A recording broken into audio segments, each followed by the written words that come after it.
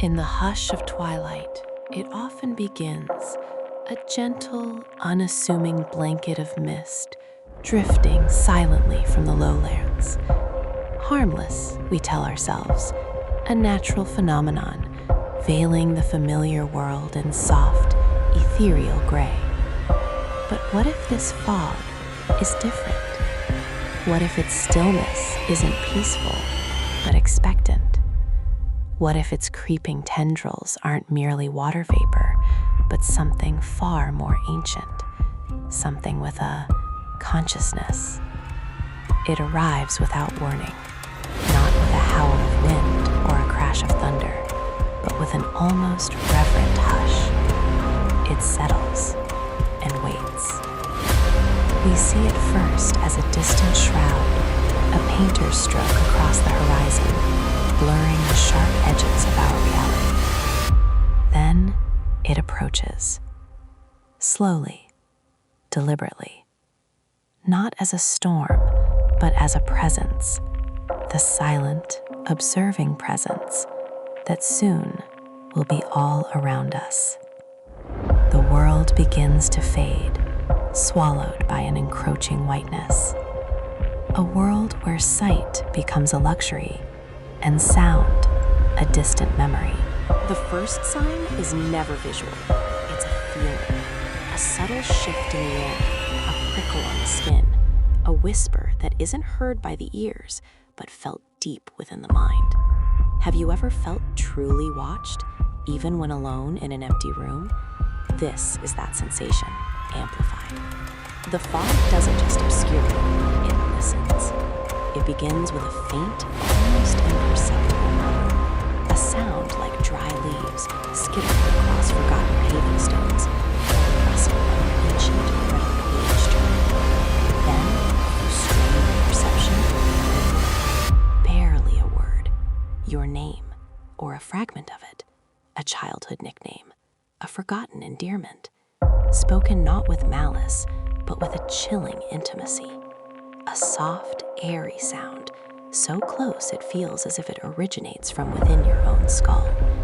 This is its first touch, its initial probe, a gentle brush against the very core of your being, seeking an entry point. The air grows heavy, not just with moisture, but with unseen knowledge. As the fog thickens, the comparison between its physical nature and its perceived intelligence becomes stark. Physically, it's cold, damp, visually disorienting, a white curtain drawn across the world, reducing visibility to mere feet. We instinctively shiver, our bodies reacting to the chill. But mentally, it is a suffocating dread, a sense of being utterly exposed despite the shrouding blanket. It's not just the cold that sinks into your bones. It's the chilling awareness that this isn't just a natural phenomenon. It actively, knowingly limits your senses. The dampness feels like a pervasive damp hand, lingering. The visual obstruction isn't just random. It feels strategic. It hides what it wants hidden and obscures what it wants you to misunderstand. This blanket is sentient.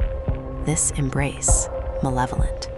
It wraps around you, not for comfort, but for control. Every breath you take is tinged with its heavy, knowing presence. Normally, being lost in fog evokes a general sense of disorientation. North becomes south, familiar paths vanish, and the world shrinks to a claustrophobic sphere of white. We might panic, struggle to find our bearings, our fear a primal response to the unknown. But the fog that knows your name transforms this disorientation into something far more personal. It's not that you're merely lost, it's that you are being deliberately, specifically led astray. The whispers, now a constant background hum, grow louder when you stray from its intended path. The fog shifts, gently nudging you in a direction you intuitively know is wrong, yet compelling you forward. It's a shepherd, and you are its flock. It knows your destination, and it guides you away from it, or towards something far more sinister. Your own internal compass spins wildly, not from natural interference, but from a calculated external will. You are no longer merely disoriented. You are targeted. This is where the true terror begins, the chilling revelation of its knowledge. The fog does not merely echo your name, it conjures your past. Forgotten conversations, arguments, moments of intense joy or profound sorrow begin to materialize in the swirling mist. Not as clear visions, but as fleeting, ghostly impressions. A familiar silhouette, a snatch of a voice, the scent of a long-lost perfume. It pries open the chambers of your memory, not to remind you, but to torment you. It whispers secrets you thought were buried, regrets you'd painstakingly suppressed. It pulls at the threads of your emotional fabric, unraveling your composure with each insidious revelation. These aren't random recollections. They are precisely chosen, surgically delivered. The fog doesn't just know your name. It knows the deepest traumas, the private heartbreaks, the very essence of who you are, or more precisely, who you were. It's a sentient archive of your soul. As the psychological assault intensifies, the physical boundaries of the fog seem to blur. What was once a featureless white takes on an unsettling malleability. Shadows deepen and twist, coalescing into forms that resonate with your deepest fears. A fleeting glimpse of a loved one who has passed, their face distorted by the mist, beckoning you deeper. Or perhaps a monstrous shape, pulled directly from your most primal nightmares, its edges soft and undefined, yet undeniably there. This is the ultimate comparison. What you perceive versus what you know cannot be real. The fog reflects your internal landscape back at you, manifesting your anxieties as unsettling visual suggestions. It doesn't create these forms from nothing. It extracts them from your mind, shaping the very air into specters of your personal terror. It's a mirror held up to your soul, showing you only the most horrifying reflections, proving its intimate understanding of your vulnerability. You are seeing your fear made manifest. The physical cold of the fog is undeniable, a pervasive chill that seeps into your bones, numbing fingers and toes. It makes you shiver, makes your teeth chatter. But this is merely the superficial layer. Beneath it lies an emotional coldness, an abyssal dread that drains all warmth from your spirit. It's the sensation of hope extinguishing, of joy being leached away, leaving behind a hollow, desolate core. The fog doesn't just lower the temperature, it saps all vitality. It's a presence that doesn't merely pass through you, but settles within, a pervasive sense of emptiness that goes beyond physical discomfort. The icy touch feels personal, deliberate, a cold embrace that holds you not with affection, but with an ancient, calculating grip.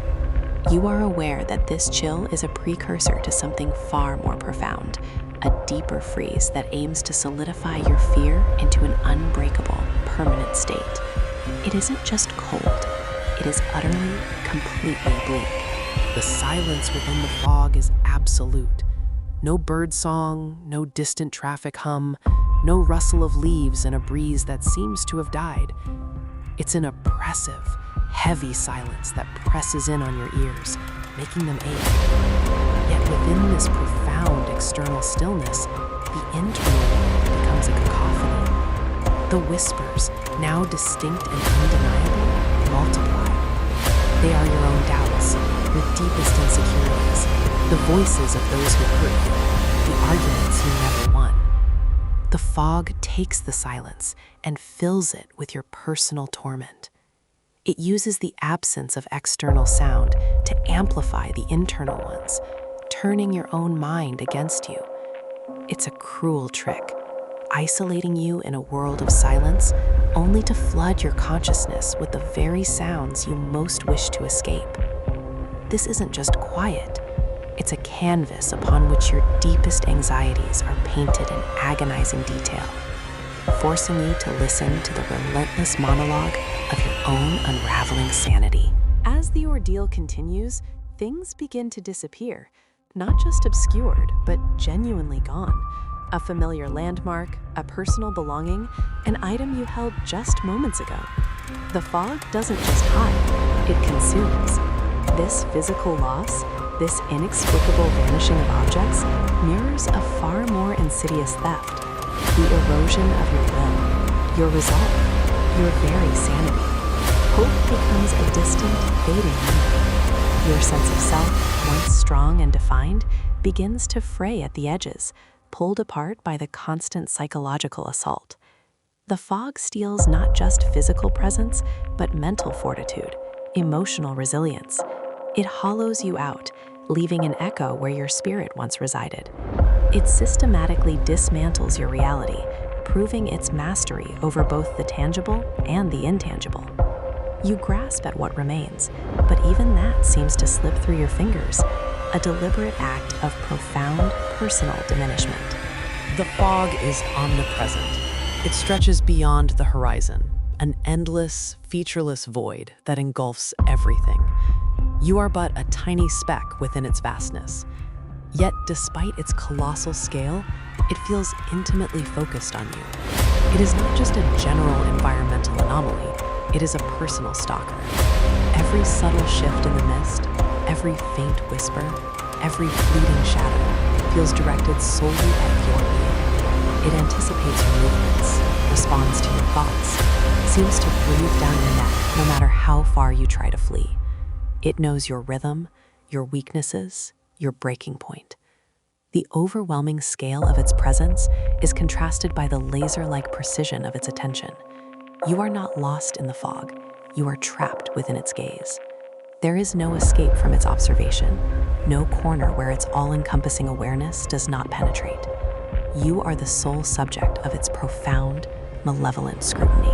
At first, there might have been a morbid curiosity, a desire to understand this strange, knowing mist. The allure of the unknown often draws us in, promising revelations, secrets. But as the fog reveals its true nature, its depth of knowledge, and its deliberate cruelty, curiosity curdles into abject terror. The mystery is no longer intriguing, it is malevolent. The desire to know is replaced by an overwhelming urge to escape, to simply unknow what has been shown to you. The fog doesn't just show you things, it forces you to confront them, to relive them. It transforms what was once an enigmatic phenomenon into a sentient, actively malicious entity. The beautiful, ethereal shroud becomes a suffocating, conscious prison. There is no wonder, only dread. The unknown is no longer a void to be explored, but a predator to be fled from. And you realize, with a chilling certainty, that it was never about understanding. It was always about submission. And then, as mysteriously as it arrived, it recedes. The physical world slowly reemerges from the white. The sun breaks through. The sounds of distant life return. The cold air dissipates. But the knowing fog leaves behind invisible scars. The whispers linger at the edge of hearing, a phantom echo. The dread remains, a cold knot in the pit of your stomach. The world never feels quite safe again. Its familiarity now tainted by the memory of what the mist knows about you. It has seen into your soul, touched your deepest fears, and it has left an indelible mark. You survived its physical presence, but you are forever changed by its psychological invasion. The fog may have vanished, but its knowledge of your name and everything that entails remains. A chilling reminder that some things, once seen, can never be unseen. Thank you for joining us on this journey into the unknown. Don't forget to like and subscribe for more updates.